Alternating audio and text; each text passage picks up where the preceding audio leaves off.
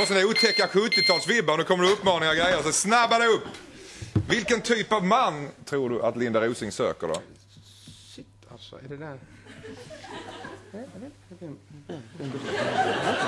Vad är det du... Kan du... Han sökte hela tiden här. Ja. Björn. Eller för vad säger jag?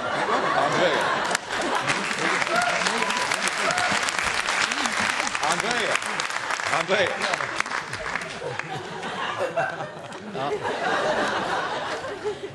Nu får du sluta. Ja.